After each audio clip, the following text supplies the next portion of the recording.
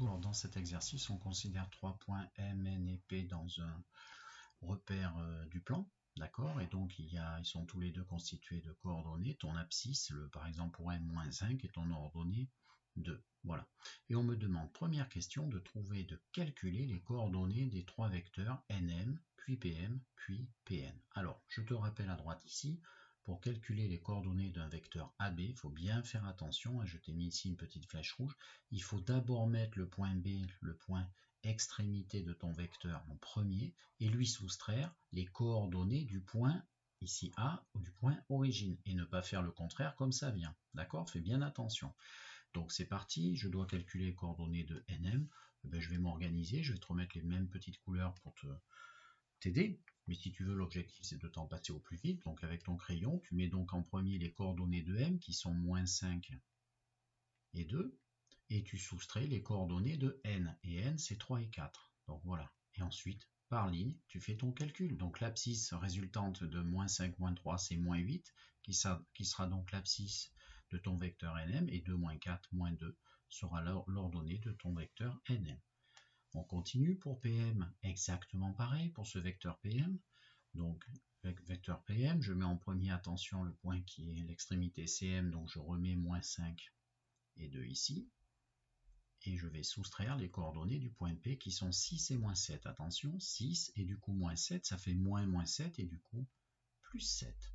Tu fais tes petits calculs en ligne, l'abscisse, ça sera donc ici de -11, -5, -6 et de +7, 9.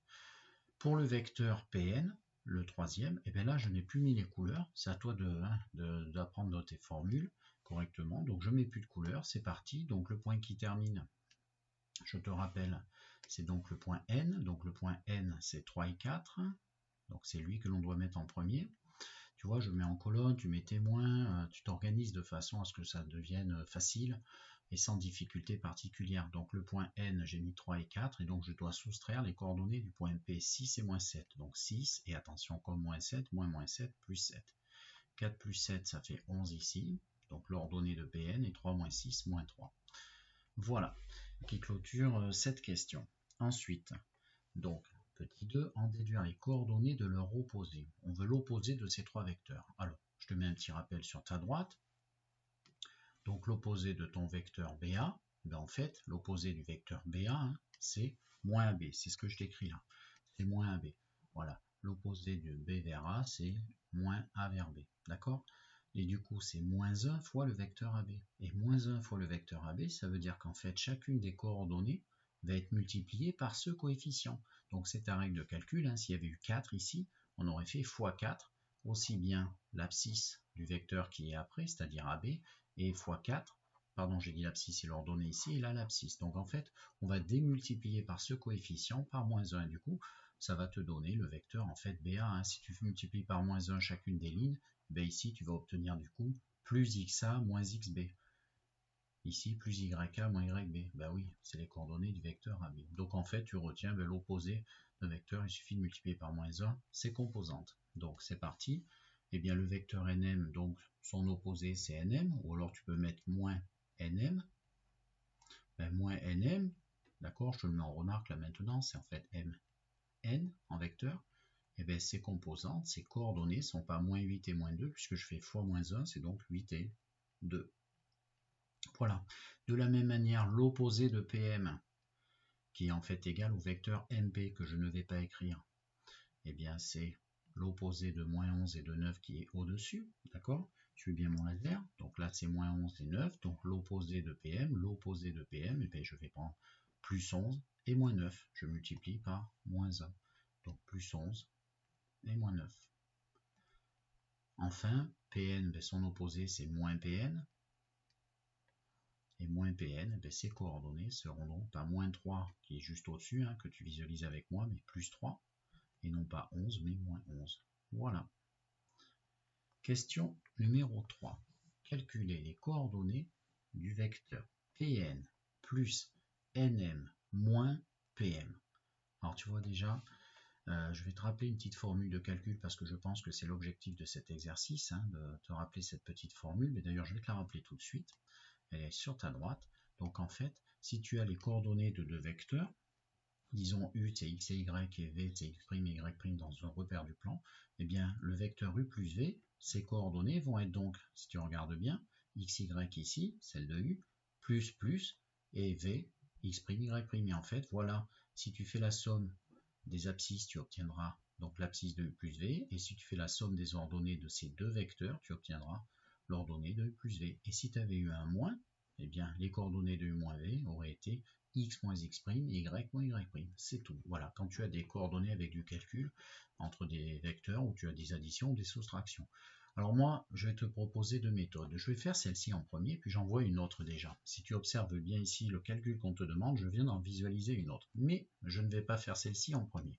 Donc méthode 1, à mon avis, celle qu'attend l'exercice, le créateur de cet exercice. Donc j'écris mon vecteur et je vais appliquer les règles de calcul que je viens de te rappeler. Donc le vecteur Pn, je veux les coordonnées de Pn plus Nm moins Pm. Et donc ces coordonnées sont égales à... Alors les coordonnées de Pn, tu vas les chercher, elles sont en haut à droite, c'était moins 3 et 11. D'accord? Plus celles de Nm. Nm, où sont celles de Nm? Elles sont en haut à gauche, moins 8 et moins 2.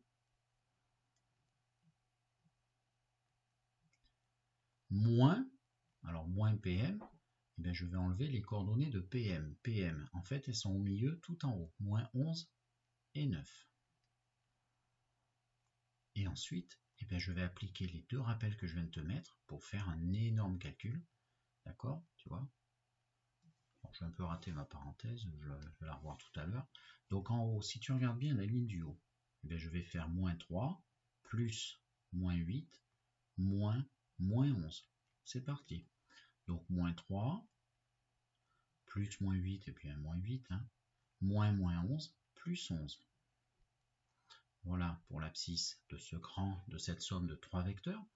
Maintenant, deuxième ligne, c'est-à-dire les ordonnées, l'ordonnée de tout ce vecteur-là, ça va être 11 plus moins 2 moins 9. Donc c'est parti.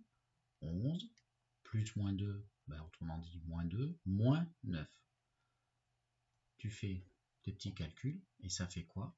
Eh bien en haut ça fait 0 et en bas aussi. Et là, ben, en fait, ça c'est les coordonnées du vecteur nul. C'est le vecteur nul que tu trouves. Et ça, c'était la méthode 1, tu vois, celle qui est attendue par l'énoncé. Moi, je vais t'en faire une deuxième. Donc, ça nécessite d'avoir vu ce qu'on appelle la relation de Chasles, si ça te parle, si tu as fait les vecteurs avec mes collègues. Et donc, moi, je vais appliquer directement, regarde bien, Pn. Si je lui ajoute le vecteur Nm, et je dois après lui enlever le vecteur Pm, ben regarde ce qui se passe, on aurait pu aller beaucoup plus vite si on avait été plus astucieux. Regarde en rouge. En fait, ici, tu fais une addition de deux vecteurs où l'origine du deuxième, n, est en fait l'extrémité du précédent. Et d'après la relation de Chasles, Pn plus Nm égale Pm. Et le vecteur Pm, après tu l'enlèves. Donc ça fait vecteur Pm moins vecteur Pm. Ben, un déplacement Pm moins le déplacement Pm, ben, ça fait le déplacement nul. Il s'élimine tout simplement. Le zéro des vecteurs. Voilà. Et bien voilà qui clôture cet exercice.